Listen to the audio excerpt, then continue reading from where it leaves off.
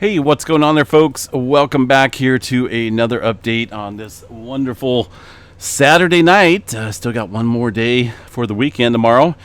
It is January 6th, 2024, about 10:39 p.m. here, California time. Latest activity looks like some movement up in Alaska and a 1.3 coming in to the California area, right around the San Ramon area. Been getting a little bit of activity stirring up here across the Bay Area recently. And no aftershock activity down here into the Southern California area where we did see that 4.2 just a couple days ago, right? Someone did mention to me that there was a couple foreshocks here a day or so prior to that 4.2, but I'm not even seeing that. There's always smaller earthquake activity up and down this area of the state. It is, of course, a major plate boundary, but these subsequent secondary fault systems here on the Pacific side of the plate boundary do accumulate and build up a lot of stress as well. But they're generally microquake activity. So around this area where the 4.2 struck, specifically, we got one way down here, but that's, what is that, maybe about 8-9 miles away, a little 0.8. But no aftershock activity following that 4.2 yet. Keep an eye on that as far as Southern California goes. Don't think we're out of the woods completely yet. Could be a forequake. We'll have to see, right? Further up the coast here, there's that movement across the Bay Area. This activity coming in about 8 o'clock this morning near the San Francisco Zoo, and a 2.2 as well earlier this morning. And overall, looks like, typical movement out here across California for now. The Elsinore fault system down here showing a little bit of activity on it today. That is specifically around this region here with a couple twos out there just outside the Palomar Observatory area. Backing out, looking up north here into the Pacific Northwest. Handful of earthquakes there across Mount Rainier, Mount St. Helens. Nothing major going on here, just some very small earthquake activity. And here's our latest activity up here into the Alaska region of 4.3, just outside the Cook Inlet area, 43 kilometers deep. A look at the global scale. Well, I mean, aside from the typical zones getting hit, we did see a little odd earthquake activity here in northern Australia near the King Leopold. Hopefully I pronounced that correctly. Mountain ranges, fault systems out there. You can see that on the land map here, the topography of the map, showing some fault systems out there. And they do get some earthquakes out there on occasion. Today's earthquake, a 4.1 coming in just earlier this evening. Historical data out here does show what looks like some earthquake activity out here in the vicinity of today's earthquake. They're in the epicenter, some bigger ones up to the north here. But I'm sure this isn't covering all the earthquakes that they have seen throughout history. Either way, a little bit of activity there today. Back here across the Vanuatu area and the Kermadec Trench. Latest one here shows a 4.8 Vanuatu region. Most of these, well, actually all three of these quakes are relatively shallow. Even down into the Kermadec Islands area, they've seen a 5.1. They're into that subduction zone. Forgot to cover the rest of the area out here in the States. Yellowstone, well, let's double check here real quick and see what we have. Well, a handful of earthquakes here. Now, remember this signature that we were seeing this morning. I still think it's earthquake activity. Here around Maple Creek, Holmes Hill, Purple Mountain, and Madison River. Now, this is the activity that I'm questioning there. I thought maybe at first this was some type of wind event, but looking at the maps here throughout the late afternoon and evening, there's still earthquake activity. So this here definitely looks like earthquake activity. I'm kind of curious to see what the USGS has to say about it. It did show up on numerous stations out here, but a lot of times wind events do as well. But I'm not so certain that that's going to be any type of wind event now. I think it's a lot of earthquake activity, but it looks a little odd to me. It looks just, something looks off about it. I'm not for sure. Normally we'll see like we seen a couple days ago. Let me show you guys here real quick the activity that stirred up out here in Yellowstone. When we have a lot of quick activity, it looks something like that, a little bit more defined, a little spikier. There's that 3-pointer that kicked up there at Yellowstone. So that's what I'm used to. Even stuff like this, when it gets all cluttered, there's very well-defined spikes. And then we got, today's activity, which looks a little odd. It looks similar to that, but more cluttered, more so than anything I've seen. So it's hard to say exactly, what's going on here. We won't know 100% certain until Monday morning when the USGS gets into the office and takes a look at this. But definitely there is earthquake activity. But this here is just a huge jumbled up mess of earthquake activity. It's going to be a fun one trying to decipher all those magnitudes and locations and whatnot for that type of deal. So, and there's really not a lot. Let me go back here to the USGS map here. There's actually nothing showing up here in Yellowstone National Park from today's activity. But obviously we know there's some. I see some. And then I see a lot over here, if that is indeed some earthquake activity. So we'll continue to watch that. Either way, that mess of activity has calmed down, but we're still seeing some activity here in the last, after that event. Now this little event right here pretty much reassures me that this is indeed earthquake activity. And you see it down here. Wind wouldn't just go like that for a couple minutes and then stop. So this is definitely, I'm firmly believing this is earthquake activity. I can't wait to see what the USGS has to say about it, because it is a mess of earthquakes all at once. Just taking a guess here, there's probably over 100, 200 earthquakes in this little zone of activity here. But we'll have to wait until Monday to see that. Hopefully they get onto it. I may email them. That way they get an email in the morning, Monday morning, kind of asking about it. Kind of curious to see what they'll say. Texas area, obviously seeing some movement out here as well in the oil fields. One earthquake out in the New Madrid seismic zone once again. 1.8. I say once again because it has been, somewhat active out here. Here's the last 30 days of activity around the New Madrid seismic zone. A handful of earthquakes over here. Nothing big, but I think we did see a 3.8 there in the mix around Jonesboro, Arkansas area. And that's a little large. We haven't seen something like that in a little while. But this area back in the 1811, 1812 time frame, seen a series of large events estimated from 7.3 up to an 8.1 magnitude earthquake. There was a few of them, in fact. And we studied this in school. We studied it in geology class. It was a big deal. Been well over 200 years, right? 1811, 1911, 2011. Yeah, so a lot of time has built up here. So no doubt we'll see it again. The question is when. That today would be completely, it would not be good. It would definitely not be good out there to have that type of activity. Moving up and down the South America region here. Puerto Rico Trench still seeing some activity. Latest activity shows a 4.6 onto this little fracture zone right here between the Cocos and the Nazca plate. Looks like that's right on that plate boundary here. A couple fracture zones out there in the oceanic crust. Aside from that, just looks like some typical movement over there. Also in the East Pacific rise, the 5.1 from earlier this morning. It does look like it added a little bit of strain out here across this plate boundary. All right, the Big Island of Hawaii. Anything else going on out here? Doesn't look like it. Still seeing earthquake activity, but nothing really in terms of any signs of an eruption. Let's see here what's going on with this. Looks like we lost the... Are they working? That's a little odd. Normally you click on this and it'll bring up a map of volcanoes in a scale right here in the little map, but I guess we have to do that ourselves now. I don't know, it's a little weird. It doesn't look like some of them. It almost looks like some of these maps are offline. You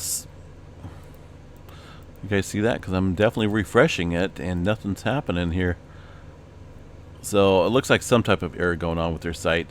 I wanted to check the tilt meters out there, but I really don't know now because I can't really access that. I need to create a shortcut for that, I suppose.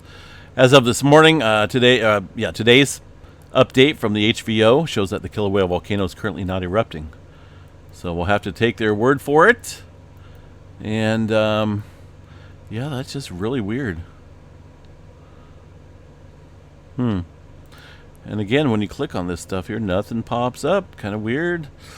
Hawaii, even Mauna Loa here. It should bring up a site. What I'm going to do real quick is just leave it on that, and then maybe I'll come back here in a minute and see if it's loaded. It looks like something's going on with their servers out there. All right, what else we got here? A little bit of movement north here into the Philippines. Looks like the activity in China has tapered off there quite a bit. Latest activity still, well, 4.5, a couple hours or so ago. There into the Japan region. Another 2.9, Indonesia Islands area. A little bit of forward migration here across the Java Trench with some 4s and some 3s. Either way, yeah, a lot of shallower earthquake activity out here. 3.8 down in the South Island area. I'll check that out here right now. See what's going on down in the New Zealand area. Let's see here. 3.5 2 days. Well, that's 2 days ago. Let me see what else is going on here across this area. That 3.8 was probably well south here of the area. January 6th. That's a 3.3. 3.7 it looks like being reported there from the GeoNet servers. Let's see here. This signature looks like it's the that 5-pointer that struck up on the Kermadec Trench earlier today. As far as South Island goes, a little bit of movement. There's that. That's probably the 3-pointer, I'm guessing. Looks a little bit stronger than a 3, but that's what they're claiming. Let's go give a quick glance here at the Taupo supervolcano. See if anything's changed out there in a while. Doesn't look like it. It's fairly quiet. Really not seeing any signs of any unusual activity out there across that region. Kilauea still offline, so okay. Let's see what else we got. There's an Indian Ocean out here. Seeing a little earthquake activity this morning. And far as the Mediterranean area, a handful of earthquakes out here as well. Iceland area and the rest of the Atlantic Ocean, goodness, is awfully quiet. Quick glance here at the Icelandic Meteorological Office here. That shows updates for the Grindavik area of Iceland. This was put out yesterday here, so it doesn't look like anything new to report across the area. We'll give a quick glance at the earthquake activity in that region. Looks like about 29 earthquakes in total out here across Iceland. The area of interest around Grindavik showing a handful of quakes. And still seeing some south here. There was a 2.39 just to the northwest of Hagafell. Now the old fissure activity back from December is up right around this area. So we're getting a little bit of activity further south here. We'll have to watch that. Again, before any eruption or fissure activity opens up here, we'll obviously see a huge increase in earthquake activity, similar to what we've seen back in the middle of December. I think we had a couple hundred earthquakes in a very short amount of time, within an hour's time frame, so we'll know. But for now, just still kind of watching that. All right, space weather activity. We'll jump over there and see what's going on from the from Kevin's site here. Solarham.net is the website here. Pretty cool. Got decent information out here. Links to all this information if you want to check out movies and whatnot yourself there from the the official site there from NASA.gov and whatnot. Comes in handy, but I like Kevin's layout out here. Looks pretty nice. It looks like we've updated a whole bunch of sunspots out here, and a lot of these have become complex. So let's see what we got here. As far as the Earth-facing side of the sun, 3536 is the culprit of the recent X 5.0 flare and the strongest flare in this cycle, solar cycle 25. It's still holding steady. It does have a couple new companions to the south and up here on this side as well. It does look like things are starting to pick up here across these newer regions. So we'll have to watch that for some flaring. Also, this sunspot over here is looking super dynamic. It's almost growing into a monster of complexity. There's a lot of different magnetic structure here within this core. That right there could spell some trouble. 3541, 3540. It is currently not directly facing Earth, but it looks like it may want to pop some flares out. 3536 right there is doing a little bit of sea flaring, it looks like, directly at Earth. But we'll keep an eye on this area. It is growing quite rapidly. That could blast off a decent flare at any time. There's a little bit better filter view of the sunspot regions. Currently flaring right here. Again, we'll have to watch this area. It is growing quite complex. Far as the auroras go, not a whole lot forecasted here for the next few nights. Very minimal at best when it comes to the auroras here for now. But that could all change with a large flare and subsequent CME. All right, Storm Prediction Center did see some tornado activity down there around the Fort Lauderdale area, I believe. A couple videos floating around on social media. Right now, that threat has kind of passed. As you can see here on the latest map. Day 2 here. Day 2, Sunday. We do have a risk here. No, this is Monday. Shows into valid for Monday. That shows a decent chance there of some severe weather. It looks like 5% chance for tornado and maybe even some wind and hail events down there across a good portion of the south and eastern Texas. So we'll cover that a little bit later as we get closer to that time period. We'll probably see it pull up here. I'm guessing it's a clashing of the colder air and the warmer environment down there. Look at that, low pressure coming in, bringing up some moisture, and there's just severe weather threat Monday late afternoon time period, it looks like. So yeah, definitely a lot of cold air coming back behind that low pressure. Look at these snow down in Oklahoma, maybe northern Texas as well as we head into early next week. And that is going to trample off to the east, bring with it severe weather potential, I'm sure. And then we have a lot of colder air coming in as we head towards the end of next week. A lot. I'm going to see a lot of blue out here. And that's some cold temperatures coming in and some heavy-duty snow as well. These darker regions here could see quite a few inches of snow out there. And, possibly some severe weather potential as well. This colder air clashing with the warmer air, that's how you get that severe weather threat.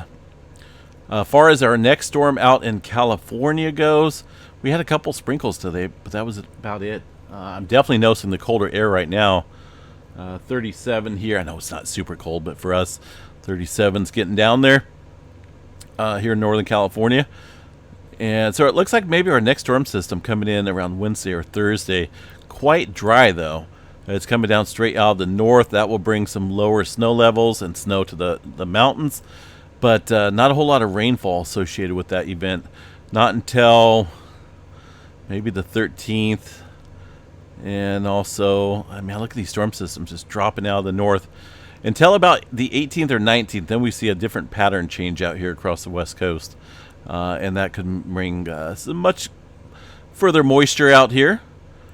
Warmer storms. The only bad thing with this is we get a whole lot of snow built up by these colder storms dropping out of the north.